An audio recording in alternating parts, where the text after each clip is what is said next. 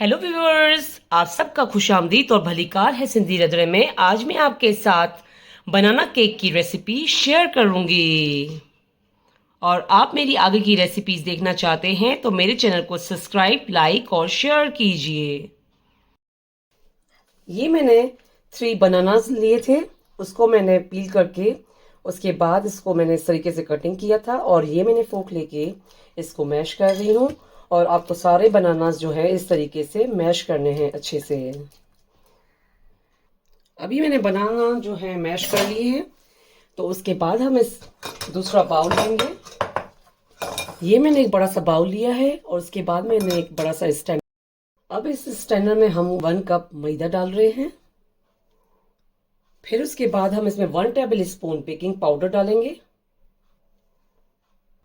1 teaspoon baking soda,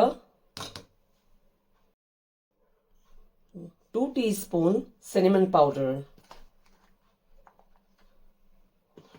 उसके बाद हम इसको छानेंगे पहले।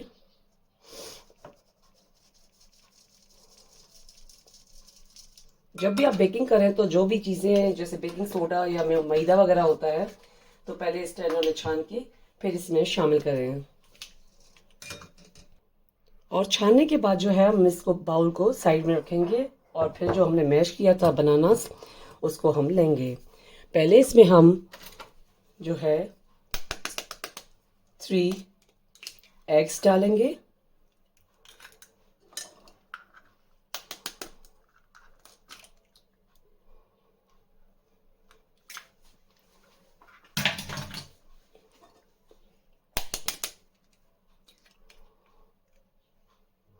थ्री एग्स डालने के बाद जो है हम इसमें मेल्टेड बटर डाल रहे हैं।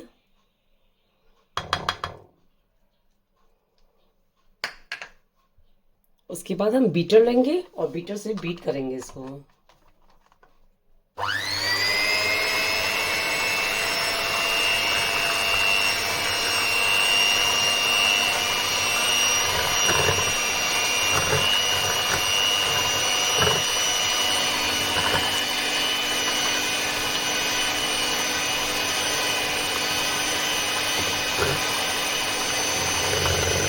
और इसको अब अच्छे से आपको इसको बीट करना है।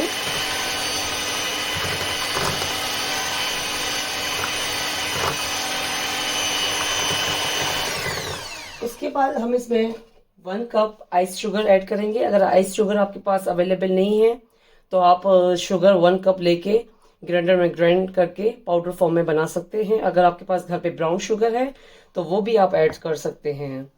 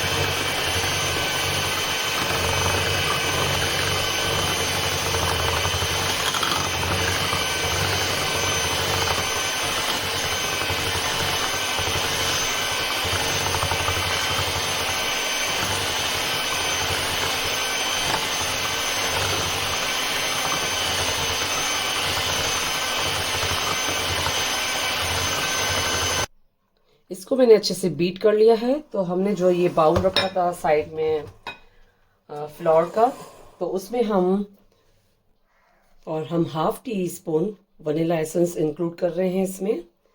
उसके बाद जो हमने ये बैटर रेडी किया था वो इसमें हम ऐड करते जाएंगे स्लोली।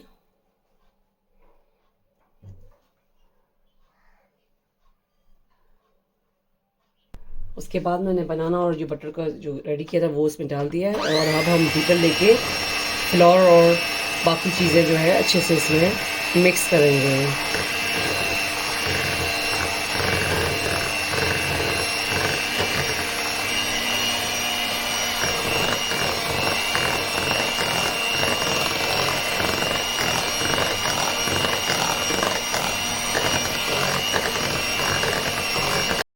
अब ये जो है बनाना केक का जो है बैटर रेडी हो गया है।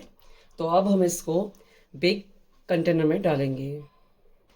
ये मैंने एक बेकिंग कंटेनर लिया है। अगर आपके पास इसी टाइप का हो तो ठीक है, अगर कोई और भी शेप में हो तो आप वो भी इस्तेमाल कर सकते हैं। उसके बाद मैंने ये बटर पेपर लिया है इसी साइज़ का। उसके बाद हम इसमें ऑयल पहले डालेंगे। मैंने इसमें ऑयल डाल दिया है 1 टीस्पून। उसके बाद हम इसको इस तरीके से हाथ से स्प्रेड करेंगे। उसके बाद जो हमने बैटर रेडी किया है वो भी हम स्लोली इसमें इस तरीके से डालते जाएंगे।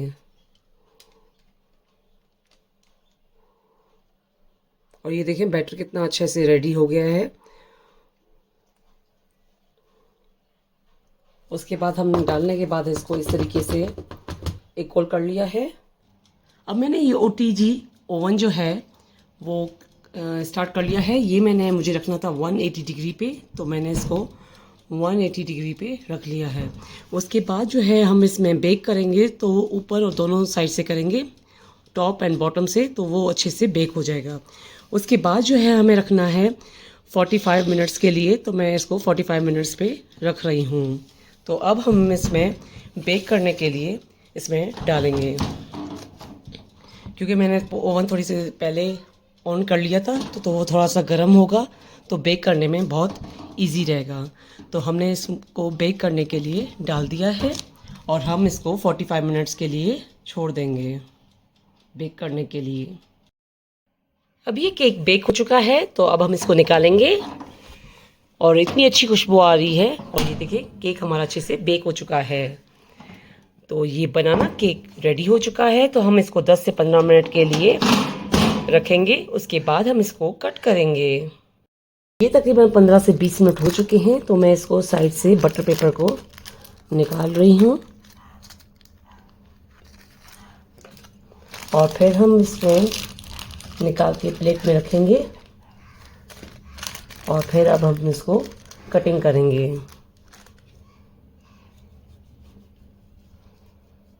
और ये जो केक है वो अच्छे से बेक हो चुका है और अंदर से बहुत खाने में सॉफ्ट होगा। और ये अभी केक ठंडा नहीं हुआ है प्रॉपर वे पे, तो मैं इसको 1-2 पीस कटिंग किए हैं, वो मैं आपको दिखा रही हूँ कटिंग करके। ये देखें, ये जो है केक वो अच्छे से बेक हो चुका है। तो ये गरम गरम बनाना केक खाने के लिए रेडी हो चुका है। और ये केक को हम थोड़ी देर और ठंडा करेंगे। उसके बाद बाकी पीसेस हम इस तरीके से कटिंग करेंगे।